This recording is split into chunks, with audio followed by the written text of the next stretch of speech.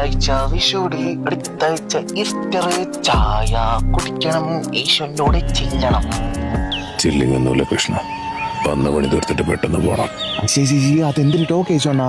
പിന്നെ ഞാൻ എന്തിനാ ഒരാഴ്ചയായിട്ട് ഇവിടെ നിൽക്കണ? വിഷുവിന് പിന്നെ ഓർത്തമാര് കയറി വരും. അണ്ണാ കൈനീട്ടം വല്ല ഉണ്ടാണെന്ന് ചോദിച്ചോണ്ട്. കുട്ടികളല്ലേ കണ്ട, എടുത്ത് കൊടുത്തുവിടായിരുന്നോ? അപ്പൊ പിന്നെ ഞാനിവിടെ വെണ്ണയും തിന്നോണ്ടിരിക്കുമ്പോൾ അമ്മ ഇപ്പൊ എന്റെ ചെലവിൽ പോയി പൈൻ്റ് എടുക്കണ്ട. ഞാൻ പറഞ്ഞ മഹാ അഴുക്കളാണ്. ഇതൊക്കെയാ കാര്യം. നാടകം മാറി തുടങ്ങിയില്ലേ? നമ്മൾ പണ്ട് പറഞ്ഞതൊക്കെ സെൻസറിങ് ചെയ്തിട്ടല്ലേ ഇപ്പോഴത്തെ പിള്ളേർ പുതിയ വചനങ്ങളൊക്കെ ഇറക്കുന്നത്. ഷേ അതിലൊക്കെ അണ്ണ ഇങ്ങനെ കാണുന്ന ഫീൽ അടിക്കാണ്ണ. ഇപ്പം നിങ്ങൾ എന്റെ കാര്യം ഒന്ന് ആലോചിച്ച് നോക്കിയാണ്. പണ്ടൊരു ആവശ്യത്തിൽ ഒരു 5-6 കല്യാണം കഴിച്ചു പോയി. ഇപ്പൊ വർഷം കഴിയുന്നവർക്ക് ഈ വെട്ടാളിയന്മാർ ഓരോ ഭാര്യമാരെ വെച്ച് കൂട്ടിക്കൊണ്ടിരിക്കുകയാണ്. ഇപ്പൊ കണക്കൊക്കെ എടുത്ത് നോക്കിയപ്പോ 10-16,000 എണ്ണമായി. എന്നിട്ട് ഞാൻ കണ്ടില്ല ഇവിടെ ഹാപ്പി ആയിട്ടിരിക്കണത്. എന്തരാണ് കാര്യം? എന്താ കാര്യം?